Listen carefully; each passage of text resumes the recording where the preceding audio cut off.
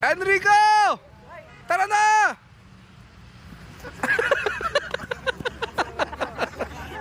Enrico! Tara na!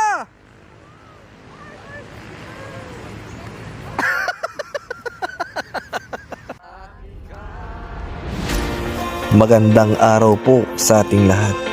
Napakasarap pong tingnan na makitang masaya kaming magkakasama ng aming mga estudyante. Masaya habang nasa Pilipinas, ini-enjoy po nila ang bonding ng bawat isa.